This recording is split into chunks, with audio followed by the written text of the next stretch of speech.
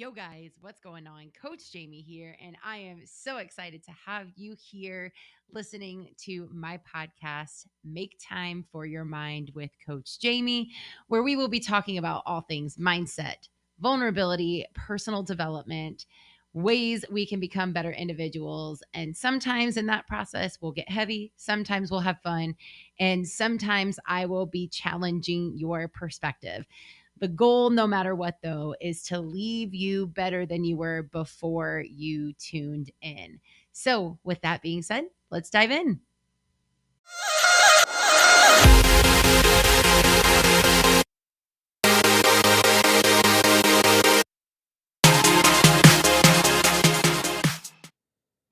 Yo, welcome back, guys. So excited to have you here. Season 2, this is episode 8. And I cannot believe that I have waited this long to finally do an episode on this. But it's quite literally why I do what I do. Today, I want to talk to you guys about the number one type of person that I work with within my coaching business. It is the overachiever, the workaholic, the person who is constantly grinding, but deep down is feeling so burnt out, so unfulfilled, so lonely, and just going through the motions. It's a part of my journey. There was a couple moments in my life where this happened, and although I'm young, I got the rude awakening very early in my life. And, first of all, like just the identity of being a workaholic was something I used to take a lot of pride in. I grew up in a lot of chaos. So me being able to take control of a situation and to avoid all of the things that I was experiencing, luckily I chose very positive things to pour it into. So my drug of choice varied from time to time throughout my journey, and I actually had a lot of different drugs of choice that I had attempted. Drugs, alcohol, relationships, the gym, food. So I used a lot of them, but the one that always very much stuck with me was work, because it was an area that I was able to run from my problems, and it was a healthy outcome by pouring into other people, because it would give me these temporary fixes of feeling good, but at the end of the day, I was just still struggling. Like I was running on fumes. If I had moments in my day where I wasn't busy, I was a piece of crap. That's how I viewed myself. I wasn't doing enough. I hadn't proven myself enough to reap the benefits of the work that I had put in. I had worked very, very hard, but it just seemed like the expectation of finally being happy, finally feeling fulfilled, finally feeling love, finally feel connection, it never came. And so there's multiple moments in my life that I experienced massive burnout, but the biggest one was literally when I was only 25 years old, and I developed a massive kidney infection and got put on bed rest for an entire week. Like my body literally shut down on me, that I got to a point that I could no longer run from what was happening, and it was because I didn't want to face my own demons. And again, this particular vice was healthier than drugs, alcohol, porn, sex, whatever. But it was still very problematic because, one, obviously my physical health was deteriorating. I'm like, if this is already happening to me at 25, like what's going to happen to me by the time I'm 50, right? Like, am I even going to make it to 50 if this is how I'm going about my life? So that was one aspect, but even just the mental part, like there was so much bitterness and just exhaustion and fear that lied within what I was doing and why I was doing it. And so, because of me having to work through all of that, that does play a big part in why it is that I coach the type of people that I do. And it's so crazy because one of the most common, there's a few of them, but the most common thing that I hear from somebody who jumps on a discovery call with me is they're like, I just don't even feel like I know who I am anymore. Like I feel like I'm sprinting in place, getting nowhere fast. Like it never feels like I've done enough. It's never been enough. And that gets to a point that leads them to burnout, or just in general, chalking it up that like, hey, I have to be grateful because this is my life and I've accomplished a lot and this is just as good as it's going to get. And it just creates a very mundane life, right? Even if they're super successful, it's just a very exhausting path to be on. So, I mean, even if you're listening to this, if this is you, like it's far more common than what you think. But one thing, and I've said this on a couple of my videos that I've posted, but even other podcasts that I've interviewed on, is that I think that what also happens is that this is the area that people I don't want to say that they don't want to work on it, but this is the heaviest and the hardest, the absolute hardest thing that you will ever work on is internally you. Because I've even had clients who have come to me, or my friends who are business coaches and nutrition coaches, that will send me people because they're like, okay, like they said it was because they wanted to lose all this weight, that they wanted to make all this money. And that was what was, was missing in their life. Well, then all of a sudden they got those things, they lost that weight, they made that money, but they were still the same person. And again, although these are healthy things to do, right? To be able to make more money, to be able to have a better life, to be able to help more people, to be able to feel good in the body that you're in and gain your confidence. All of those are great. But this form of addiction, of working towards something, is also very much the thing that can keep you from facing your inner demons. And specifically during COVID, that was when my business took off, was because we were all forced to be just stuck in our own homes, and we were having to like experience what it was like to cohabitate with our spouses, our kids, or if you were living alone and you had nobody really to go to, right? Like you couldn't run from your demons any longer. And then that's when things got really, really dark, and it got really, really hard. And a lot of people didn't know how to handle it, because now they couldn't even just go to work to take the edge off, to just pour their energy into something.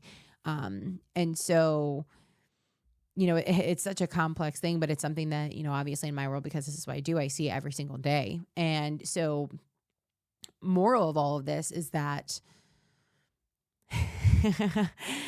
you guys know, if you listen to this, I can't wait for somebody to call this out. Or if somebody ever tracks this, I would be super stoked to know what this statistic would be. You need water to survive, but water can also kill you, right? We're here to serve. Like, that's what just overall the purpose of life is, right? Like, we need people, we need connection. Like, it feels good to help others. It feels good to make a difference. It feels good to be living out and working within your craft and your skill and your ability to do a job well. Like, that's what it's all about. But that also too much of it can become a problem. And that's where a lot of people just don't even believe that they're allowed to be happy.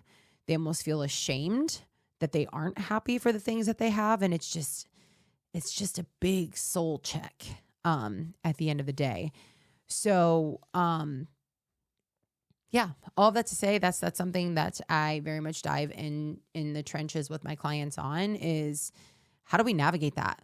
Like, how do we really figure out who it is that you are and why you're doing what you're doing, why you don't enjoy it anymore? Like, how has it consumed you? What is it that you're running from? All of those things. And how do we step in to this new and improved you, where you are able to experience fulfillment and happiness and genuine connection in the relationships around you, and not being at this level of just everything becomes an obligation, and that this is just what you're supposed to be doing, and this is how it's going to be. Like, there's just so much more to it. Like, you're able to enjoy the life that you've worked so hard in building. So yeah, we navigate all of that together and build confidence, gain clarity, and then just allow the ability to live better, right? Because that's all of what we're wanting out of life. And I mean, because nobody wants to be miserable. That's why everything in life is sales, is because everybody's trying to sell you on the next best thing that's going to make you happy. But it takes work. It takes a lot of work, and a lot of people don't do it. And so the blessing with my coaching is that I get to be along the journey with somebody and help them get through it faster, right? Like, you're going to be okay no matter what. I'm not one of those coaches that's going to sell you on the fact that like you have to work with me for you to have a good life. Like, no, you're going to be okay regardless. But having somebody that can hold you accountable and can encourage you and can be there with you every step of the way, there's a lot of power in that. It takes a little bit of the pressure off. It boosts the speed of how quickly you can overcome those things, so you can start to enjoy life now while you're working through things to still be able to enjoy life later. So, yeah, like I said, the reason why I guess I just kind of finally wanted to talk on this is because this is what I do. And this podcast has been super fun, but I feel like I'm doing a disservice if I don't mention it to whoever it is that's listening, because you're not alone in feeling this way. And even me being a coach, I always invest in a coach because I like having somebody that's able to be my blind spots, and they're calling me on my BS when I get deep into the weeds of working really hard on something and me falling victim to that work becoming a vice, right? And it's just always nice to have somebody to help make you better. That's an unbiased source. Not to justify your actions, not to, not that you, how do I want to word this?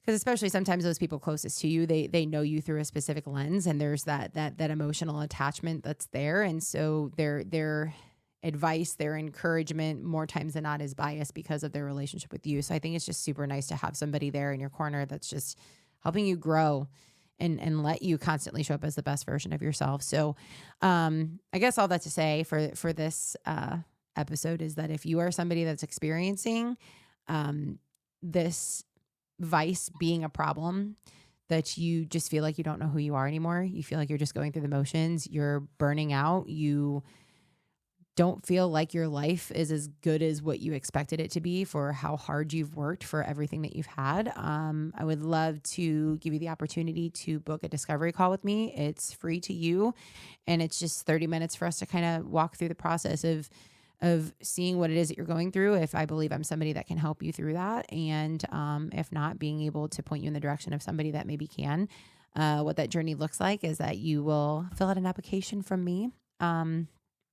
And then you get to book your call, and then we just chat it out from there. So if that is something that you are interested in, or you know of anybody that is, share this episode with them. You can message me on Instagram, Facebook. If you have my number, email, whatever, just send me the word ready. And that's my little code word to know that that's something you want to consider looking into, and I can send the application over to you. So, yes, thank you guys for hearing this out. And, for the encouragement of this is that not even just encouragement, because I still want to leave you with a call to action, is if you are somebody who feels you identify with this personality trait, sit down and write down, right? Because I'm always big on making time for things. I want you to write down the ways that your work is a disservice to you, right? Like, what is it making you run from?